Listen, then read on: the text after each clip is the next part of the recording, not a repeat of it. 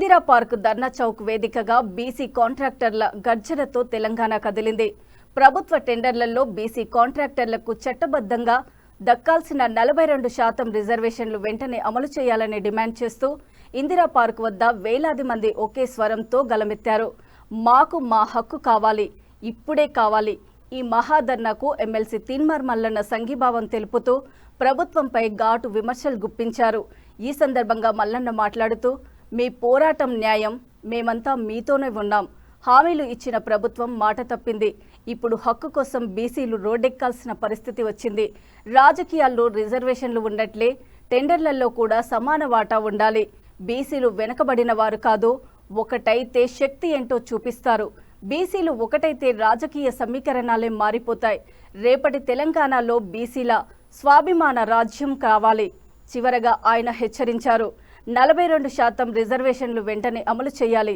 లేకపోతే బీసీల ఆత్మ గౌరవ పోరాటం మరింత ఉగ్రరూపం దాలుస్తుంది అన్నారు.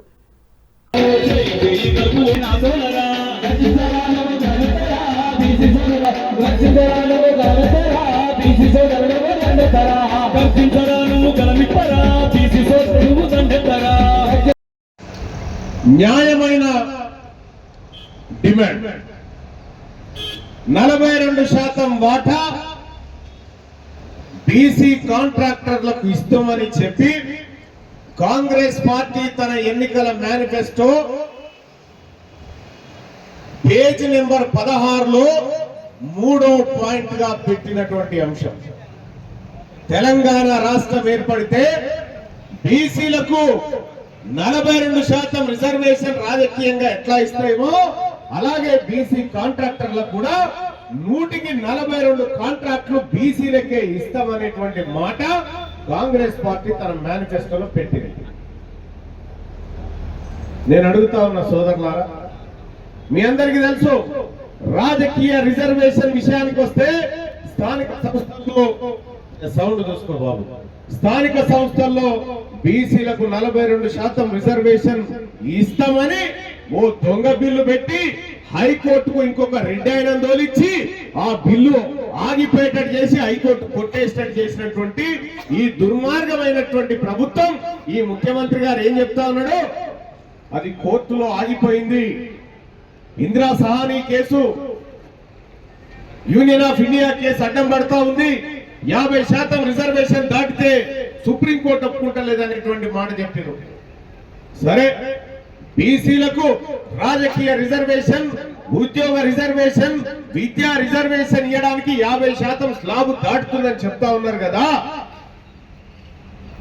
మరి బీసీ కాంట్రాక్టర్లకు 42% టెండర్లు ఇవ్వడానికి, వాటా ఇవ్వడానికి సుప్రీంకోర్టు అడ్డుకోలేదు, ఎవరు వద్దని చెప్పలేదు, దానికి అడ్డమున్నోడు ఎవడు లేడు. నీవు ఇయ్యగలిగిందేమో మా వాళ్ళకి ఇయ్యకుండా ఒంటె పెరవులకు నక్కాశ పడ్డట్టుగా మమ్మల్ని, మా బీసీలను 42% రిజర్వేషన్, పొలిటికల్ రిజర్వేషన్ అని చెప్తూ మమ్మల్ని అటువైపు చూపించినటువంటి ముఖ్యమంత్రి గారు, నేను అడుగుతా ఉన్నా, ఈ 42% మా బీసీ కాంట్రాక్టర్లకు కాంట్రాక్టులు ఇవ్వడానికి ఏదన్నా కోర్టు అడ్డుకున్నదా? నిన్ను ఎవరన్నా వద్దని చెప్పిండా? ఎవరన్నా ధర్నా చేసిందా? పక్కనే ఉన్నటువంటి కర్ణాటకలో బీసీ కాంట్రాక్టర్లకు సపరేట్ రిజర్వేషన్ ఉంటది, ఇటు ఆంధ్రప్రదేశ్ లో ఉంటది, ఇటు తమిళనాడులో ఉంటది. కానీ తెలంగాణ రాష్ట్రంలో బీసీ కాంట్రాక్టర్లకు ప్రత్యేక రిజర్వేషన్ ఉండదా? ఏం చెప్పినాడు కామారెడ్డిలో? కామారెడ్డి డిక్లరేషన్ లో ఏం చెప్పింది కాంగ్రెస్ పార్టీ?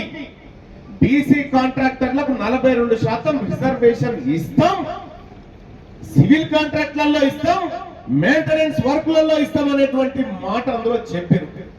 మరి ఏమైందా? ఇవాళ కాంగ్రెస్ పార్టీకి 3వ ఏడాది మాసికం దగ్గరకు వస్తా ఉంది.